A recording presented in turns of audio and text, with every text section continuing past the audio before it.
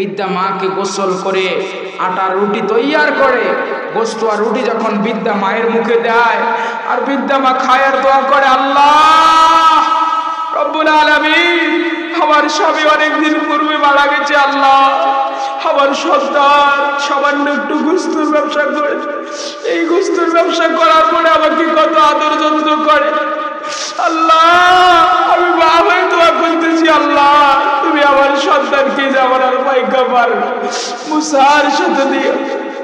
কসাই মুসা নবী কথা শুনে ফেলেছে।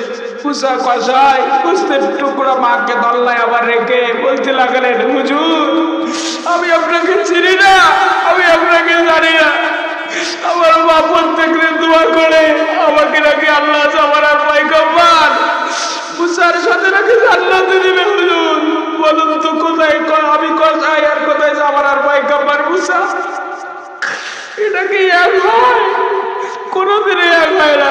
মুসা নবী বলতে লাগলেন, কসাই আমি দুনিয়ার কোনো মানুষ নই, আমি হইলাম তোমার জামানার পায়গাম্বার মুসা, তোমাকে সুসংবাদ দেখিয়ে দিতে এসেছি। আল্লাহ তোমার মায়ের দোয়া কবুল করার কারণে তোমার আমার সাথে জান্নাতের ফয়সালা করে দিয়েছে। জোরে বলেন সুবহানাল্লাহ। এই যে ফলের সিজন চলে গেল ভাই, আপনি যদি আপনার মায়ের কাছ থেকে একটা কমলা নিয়ে ফেললে গভীর রাত্রিতে মায়ের কাছে যাবেন, মাকে ডাক দেবেন, মা গভীর রাত্রিতে তোমার জন্য একটা ফল এনেছি, দেখবেন মা বলটা খাবে, দোয়া করবে, আল্লাহ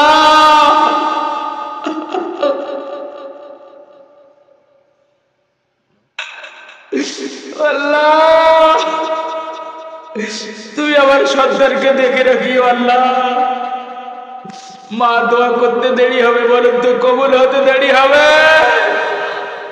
বলুন তো মায়ের মতো আপন, মা বাবার মতো আপন কেউ আছে? পারে না কেন আছে?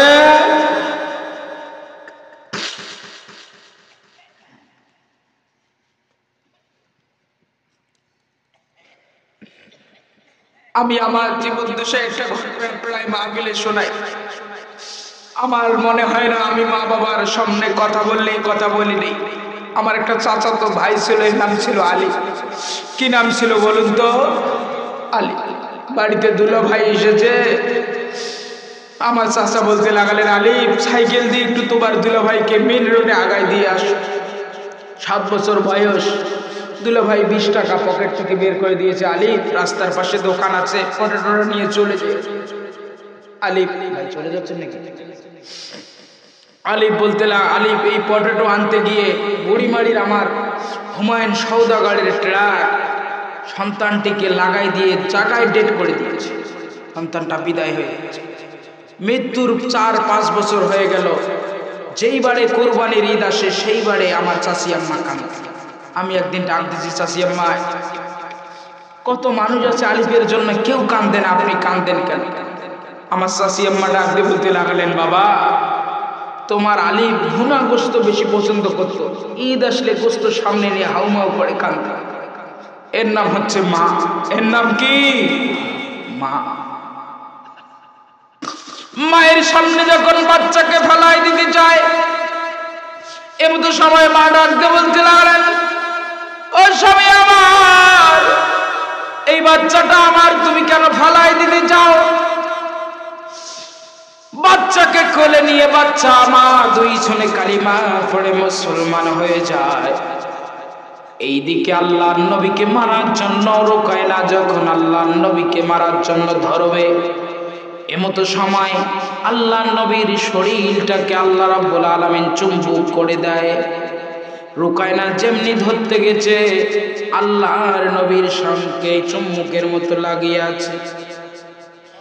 ফেরেশতা জিবরিলকে আল্লাহ রাব্বুল আলামিন ডাক দেয়, জিবরিল কই রে, চলে যাও, আমার নবীকে মারার জন্য রুকায়না এসেছে।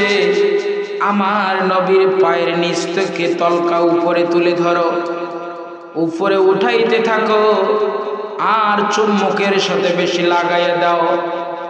আল্লাহ নবী ডাকতে বলতে লাগলেন, রুকায়না এই মুহূর্তে তোমার সময় আছে, তুমি কি কালেমা পড়ে মুসলমান হবে? রুকায়না বলতে লাগলেন, মুহাম্মদ আমি কালিমা পড়তে চাই না, তুমি আমাকে যাই মন তাই করে দাও। রুকায়না যখন এই কথা বলেছে, আল্লাহর নবী আবার বললেন, মুহাম্মদ তুমি, আল্লাহর নবী আবার বলতে লাগলেন, রুকায়না তুমি কি করতে চাও? রুকায়না বলতে লাগলেন, মুহাম্মদ এই মুহূর্তে যদি আমি কালিমা পড়ে মুসলমান হই তাহলে মানুষগুলো বলবে আমি কাফিরুস। এই জন্য আল্লাহ বলেছে, ইন্নাল্লাহা লা ইয়াহদিল কওমাল কাফিরিন, কাফেররা হেদায়েত পায় না, তারা হলো জাহান্নামী। আল্লাহর নবী হাতটা এভাবে ঝাড়া মারলে সাপা এবং পাহাড়ের মাঝখানে লেগে রুকায়না 6 খণ্ড হয়ে জাহান্নামী হয়ে দুনিয়া ছেড়ে বিদায় হয়ে যায়।